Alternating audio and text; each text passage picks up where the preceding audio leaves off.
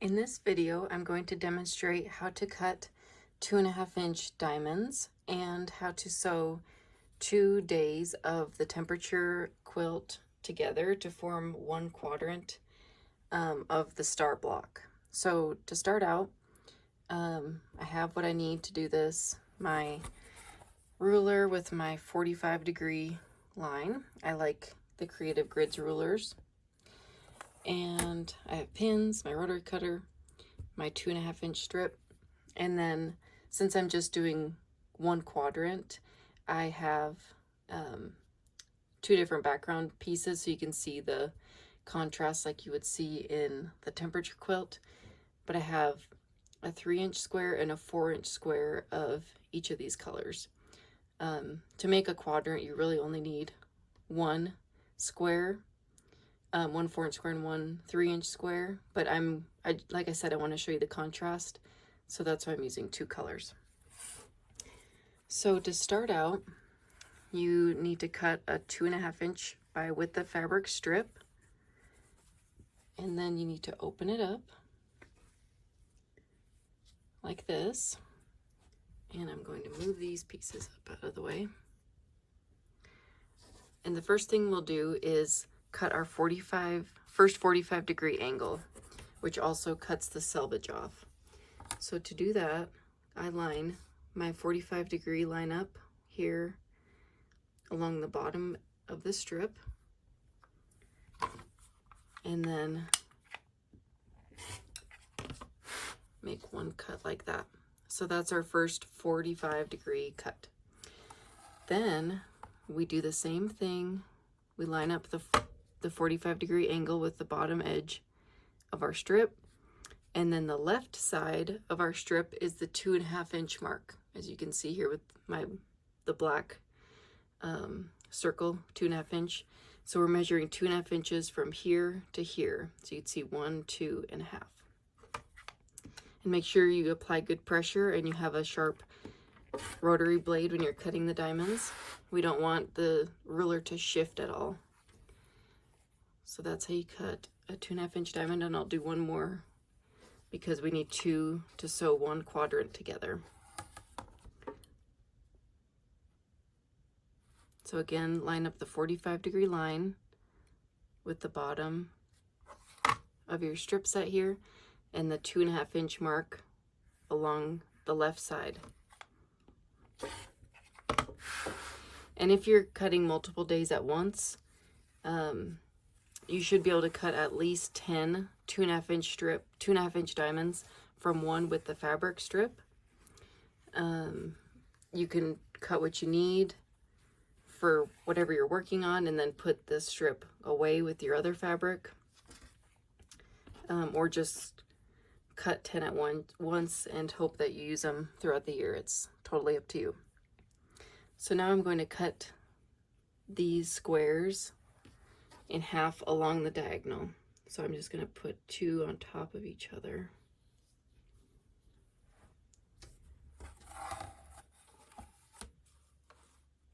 And we also line up the 45-degree line on the bottom edge of the square, and then make sure that your ruler is from each point and cut across like that. And then do the same thing for your 4-inch.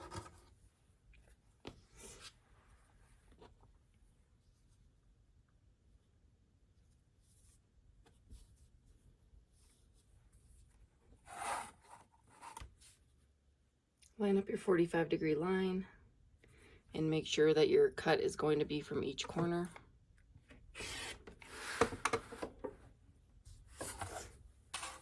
Okay, now we are ready to lay out the quadrant.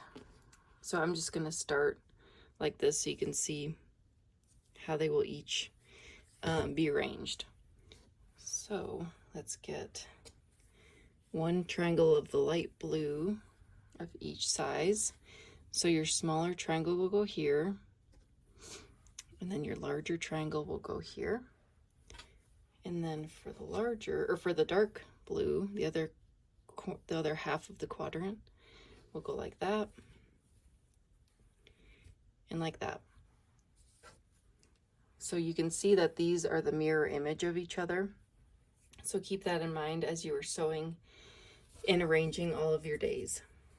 So the first pieces we sew together are the small background diamonds or small background triangles to the diamonds. So we put them right sides together, and I'm just going to turn it because it's easier for me to do it this way. And the important thing here is to make sure that this point of the background triangle goes over the top of your diamond by 1/4 of an inch. So I eyeball mine because I've been doing it for a little while. But if you need to measure, you can. This just needs to overhang by 1/4 of an inch. And then I pin so my pieces don't shift as I'm sewing them.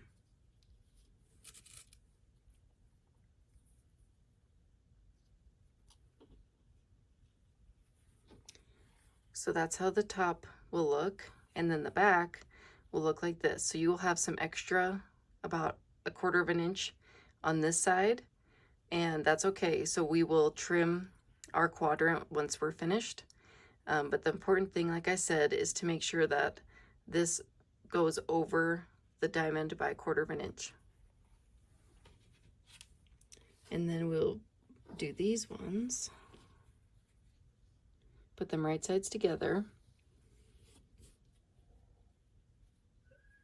And we will make sure that this corner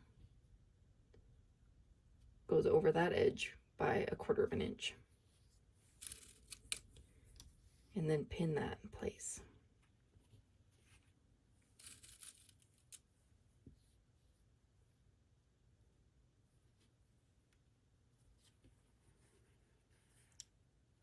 So that's how the back will look, just like the other one, except you can see that they are the mirror image of each other. So I'm going to go ahead and sew my 1/4 inch seam, and your seam will start or end where this little valley is. I guess, I don't know what a better term is, but that's where you can tell it's 1/4 of an inch because that's where your 1/4 inch seam should be. So this is how the seam looks. As you can see, my seam comes out right there and starts there. And now I'm going to press my seams towards my background fabric. So here I have those pieces pressed. Before I sew the triangle, the larger triangle to this piece, I'm going to cut off this little extra here and here, the little dog ear, just so they sew together better. So I'm just going to line the edge of my ruler up like that. Cut that off.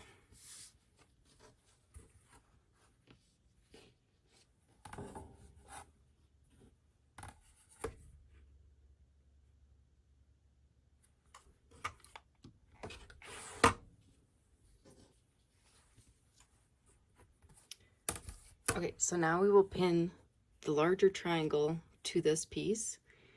In the same way as the smaller triangle, we offset this edge by this corner by 1/4 of an inch.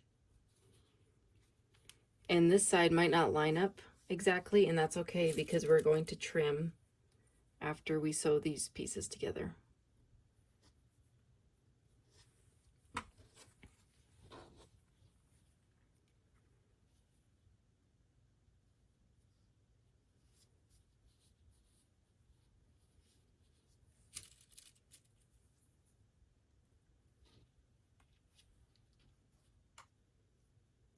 And after I sew my 1/4 inch seam, I'm going to press these pieces towards the background fabric as well.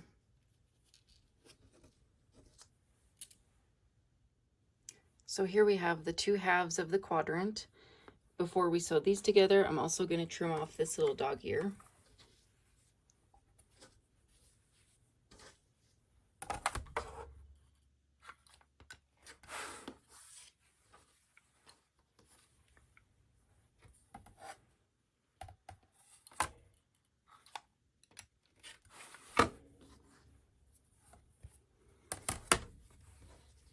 Okay, so we will put them right sides together. And I like to start by pinning at this intersection where these two seams will meet. So line those up as best you can.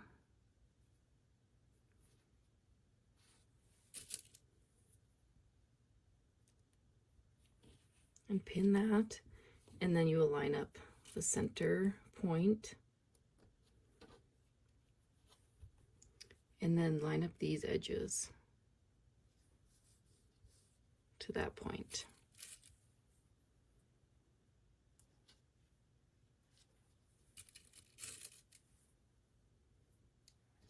So I usually do at least 4 pins. You can do more or less. I just don't want any of these pieces to stretch as I'm sewing. And like I said, try to line up those seams the best you can. And then after I sew this seam, I like to press my seams open to keep this point a little more precise, but it's totally up to your preference on how you want to press these. So here's my quadrant with these two sewn together and my seams pressed. So now the last thing we need to do is to trim. So each of these gets trimmed to 5 1/4 inches. So I'm going to line up my 45-degree angle of my ruler with the center seam.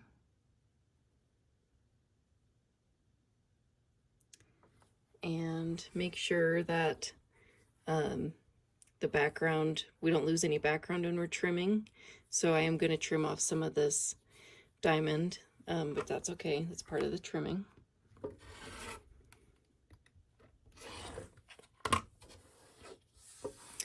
So this will still be at the center, which is what we want.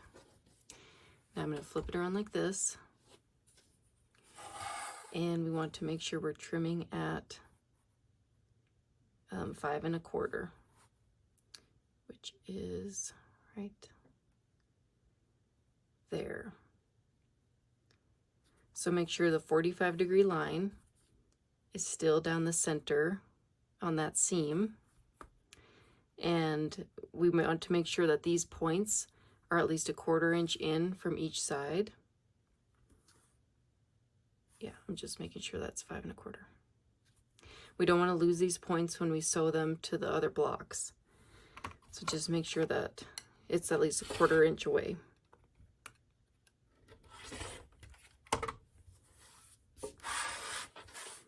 So there you go. That's one quadrant of your temperature quilt. So you can either work on these as quadrants and then sew your rows together, or wait until you have 2 rows and then sew the star blocks together.